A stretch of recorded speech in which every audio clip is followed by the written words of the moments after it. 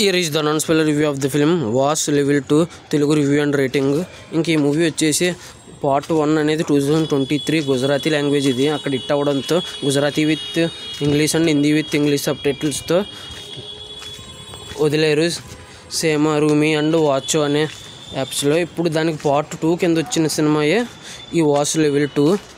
ఇంకా ఇది వచ్చేసి నెట్ఫ్లిక్స్లో వచ్చింది. అంతకంటే ముందు ఆగస్టులో థియేటర్లోకి వచ్చి ఇప్పుడు ఏమో నెట్ఫ్లిక్స్లో వచ్చేసి Hindi with and Gujarati with English సబ్ టైటిల్స్తో ఓటీటీలోకి వచ్చింది నెట్ఫ్లిక్స్లో.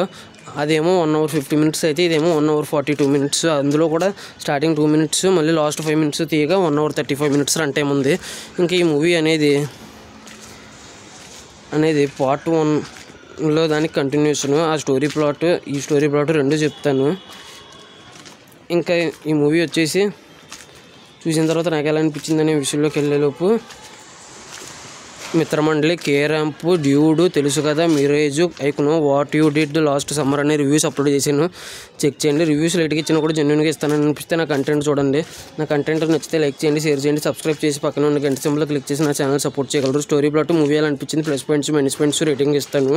ఈ సినిమా విషయంలో మాత్రం రేటింగ్ అసలు మిస్ అవ్వకండి, అస్సలు మిస్ అవ్వద్దు రేటింగ్ అని నొక్కి చెప్తున్నాను. అసలు మిస్ అవ్వద్దు ఈ రేటింగ్ వచ్చేసి ఈ సినిమాకి. ఇంకా స్టోరీ ప్లాట్ విషయానికి కనుక వస్తే ఆ ఫస్ట్ పార్ట్లోకి వచ్చేసి ఒక హిప్నోటిజం చేస్తూ ఉంటాడు ఒకడు. చాలామందిని హిప్నోటిజం చేసేవాడు అనుకోకుండా ఒక చిన్న సహాయం చేయడంతో వాళ్ళని ఇంటికి తీసుకొస్తారు తెలియకుండా. ఆ తర్వాత కూతుర్ని హిప్నోటిజం చేసి రకరకాలుగా చేస్తాడు. తను చెప్పిందే చేస్తూ ఉంటుంది ఆ హిప్నోటిజం చేసే వ్యక్తిని. బట్టలు ఇప్పమంటే బట్టలు ఇప్పి ఇదంతా చేస్తుంది. మొత్తానికి ఏదో ఒకలాగా వాడిని తండ్రి చితక్ కొట్టేసి ఆ కూతురు తండ్రి ఒక చోట పడేస్తాడు ఎలక. ఇంకా అక్కడితో సినిమా అవుతుంది. పార్ట్ 2 విషయానికి కనుక వస్తే ఆ ఎలక వచ్చేసి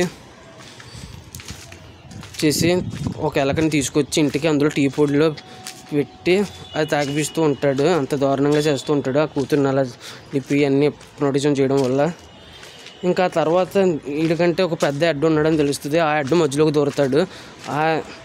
మా అన్నయ్య అంటూ వస్తాడు. మా అన్నయ్యని వదలకపోతే తమ్ముడు చాలా దారుణంగా చేయాల్సి వస్తుంది, చాలా దారుణంగా వస్తుందని ఒక శాంపుల్ కింద ఒక 10 మంది ఒక స్కూల్లో దూకి చనిపోయేలాగే నోటిజం చేస్తాడు. ఆ తర్వాత తండ్రి వాడిని ఎలా ఎదుర్కొన్నాడు ఆ మెయిన్ హెడ్ అనేది రిమైనింగ్ స్టోరీ. మిగతా పోలీస్ ఇన్వెస్టిగేషన్ ఉంటుంది, అదేంటనేది రిమైనింగ్ స్టోరీ. ఇంకా ఓవరాల్గా ఈ వాస్ 1, 2 పరిస్థితి ఇది story ప్లాట్లో.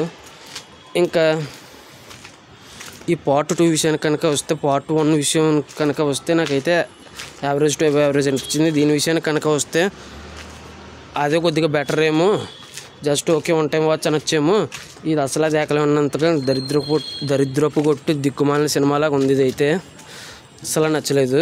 ఎందుకనేది plus points minus points rating ఇస్తాను. రేటింగ్ అసలు మిస్ అవ్వద్దు. ఇంకా ప్లస్ పాయింట్స్ వచ్చేసి యాక్టింగ్ అందరిది బాగుంది, ముఖ్యంగా తండ్రి అండ్ కూతురిది చాలా బాగుంది. తండ్రి ఆవేదన లాస్ట్లో బాగుంది 5 minutes దగ్గర. మధ్యలో నువ్వు ఎందుకు ఇలా చేస్తున్నావు అంటే అది సైకోయిజం టైపు ఆనందం అన్నట్టుగా ఒక అమ్మాయిని బస్సులో దూకేమంటాడు.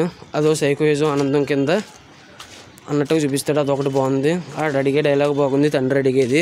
ఇవి తప్ప ఇంకేం నచ్చలేదు. ఇవే ప్లస్ పాయింట్స్. సినిమాటోగ్రఫీ, మ్యూజిక్ కూడా చాలా బాగుంది, ఎడిటింగ్ ఇవన్నీ బాగున్నాయి. మైనస్ పాయింట్స్ వచ్చేసి ఇలాంటి సినిమాలు అసలు సమాజంలోకి రాకూడదండి. దీనికంటే మార్కో లాంటి సినిమాలు బెటర్. చూసి ఎంటర్టైన్ అయ్యి వదిలేస్తాము. కానీ మంచివాడు చెడువాడి కింద, చెడువాడు ఇంకా చెడ్డవాడి కింద మారిపోయేటంత లాగా మనుషులను మార్చేసేలాగా ఉంది. సైకో కూడా కదా అంతకంటే దారుణమైన వ్యక్తిలాగా తయారైంది డైరెక్షన్ అయితే.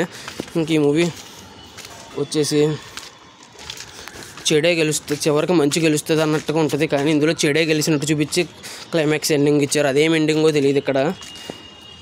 ఇంక ఇలాంటి మూవీలు అసలు రాకూడదండి. మార్కో లాంటి సినిమాలైనా రావచ్చు, కానీ ఇలాంటి హిప్నోటిజం చేసి చెడే గెలిచినట్టు ఇంత దారుణమైన కిల్లింగ్స్ చూపించి, దారుణమైన సన్నివేశాలు చూపించి, ఇందులో మోనాల్ గజ్జర్ గారు ఎందుకు ఉన్నారో తెలియదు.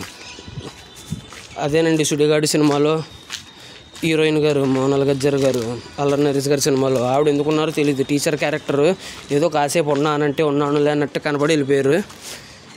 ఇంకా ఈ మూవీ వచ్చేసి ఇవి మైనస్ పాయింట్స్. ఇక అంతేనండి. ఇలాంటి సినిమాలు అసలే సమాజం చూడకూడదని అంటాను. అంతేనండి. రేటింగ్ వచ్చేసి అసలు మిస్ అవ్వద్దన్నాను కదండి. -0/0 అయితే ఇవ్వచ్చు, మైనస్ కూడా ఇవ్వచ్చు. దీనికి నెగిటివ్ మార్క్స్ అలా ఉంది. అంతేనండి. ఈ మూవీ ఎంతమంది చూశారు, 1, 2 ఎలా అనిపించింది, రేటింగ్ ఎంత ఇస్తారు, మీరు చూసి ఉంటే 1 or 2 అనేది కింద కామెంట్ చేయండి. నా ఈ వీడియో చివరి వరకు చూసిన ప్రతి ఒక్కరికి థ్యాంక్స్ ఫర్ వాచింగ్. జై హింద్. Signing off. Bye bye.